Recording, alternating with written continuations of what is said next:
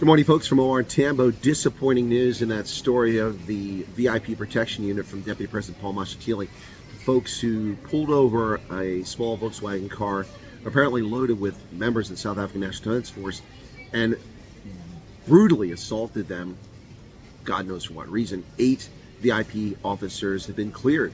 The title in the paper is Police Clear Mashatile's Thug VIP Officers Over Assault on Civilians. Now, this is very disturbing. This means that they are not accountable to the public. They're not accountable to the rule of law. They can physically assault people. Even if those people presented a danger to the deputy president, which clearly they did not, based on the video and eyewitness testimony, even if they had, it doesn't justify the assault, the beatings, the pummelings that took place we saw in that video. It is disgraceful, absolutely disgraceful, that any authority would actually allow that kind of conduct in its ranks. The South African Police Service VIP protection unit needs to clear the rats out of its nest who behave in this fashion when dealing with members of the public. And they weren't even just members of the public, they were soldiers in the South African military and beaten, pummeled in the street. For what reason? Near Olivedale on the route around Johannesburg. Having driven past Olivedale to get to OR Tambo this morning, it reminded me of that, and then here I see the story in the paper. The suspects, police, were facing 12 charges, including pointing a firearm recklessly and negligent driving, malicious damage to property, assault with the intent to cause grievous bodily harm, obstruction of justice, and assault by way of threat, all of which they clearly committed according to the video. How do you possibly clear these people of these charges? Wow. Democratic Alliance Member of Parliament and former Advocacy for Public Safety, Ian Cameron, talked about this. He said, "You remember those thugs that embarrassingly are part of the Presidential Protection Services and the SA Police? SAPS has officially acquitted all 8 VIP protection unit officers who were filmed assaulting civilians on the N1 in 2023. This is the final insult to victims and a warning to the public. Police brutality will be protected behind closed doors." He's correct.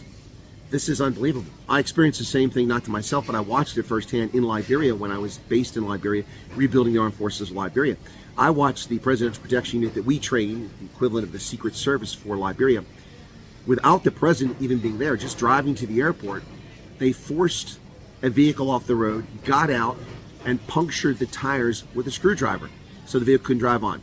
Oh, did I mention that the vehicle was that of the commander of the United Nations mission in Liberia, a 3-star general?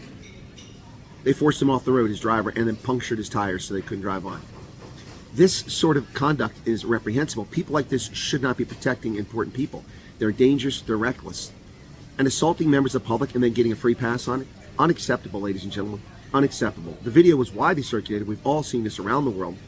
And it showed them brandishing R5s and pistols and threatening them, beating one of the passengers, unconscious, if I recall correctly. It says, in line with the SAPS disciplinary regulations, suspension is for 60 days. Thereafter, the suspension is automatically lifted if the internal process is still underway.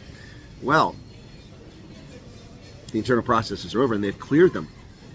How does this happen? This is no different than Julius Malema firing live ammunition into a crowd, into the air.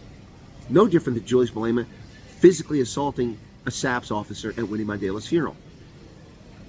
No different than Nobbs and Kesey endangering the lives of passengers on the Fly Staff Air flight. This is just the icing on the cake.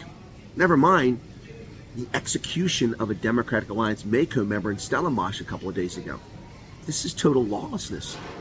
Without the rule of law, you can't have a society. You cannot function. You cannot have public safety. You can have business that succeeds. You descend into utter chaos. And suddenly you have Snake Plissken on the streets of New York City. Unbelievable. It's a reference to a movie in the 1980s starring Kurt Russell. How in the world did things get this way in South Africa? No respect for the rule of law by criminals? Of course not.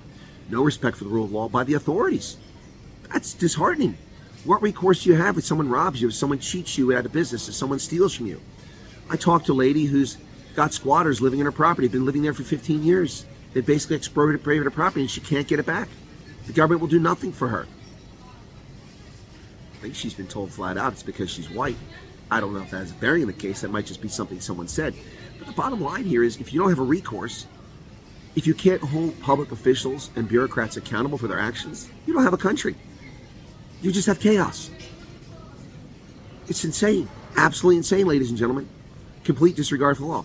These men were caught dead to the right, abusing their authority, endangering public safety on a dangerously busy highway, in broad daylight, beating people. And yet, they're found not guilty, acquitted. Is there a civil case going forward? I wonder. Are they being sued for damages? One has to wonder. But when the government closes ranks and covers up behind a blue wall to protect this behavior, you don't have a society. You just have jackals on the loose. That's the bottom line here. What say you, South Africa? What say you, Mzansi? And we've seen this other places around the world. We've had this occur with police occasionally in the States. It's not like South Africa is all alone in this basket of chaos when it comes to police misconduct. And let's not get something wrong here. Police deserve respect, and you should follow their lawful instructions. But misconduct is misconduct.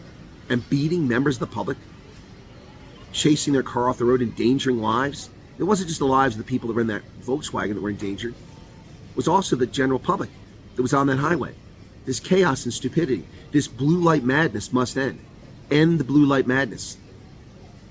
These gentlemen shouldn't even be released. They should be in prison for assault. What say you, folks? That's my take on it. Cheers.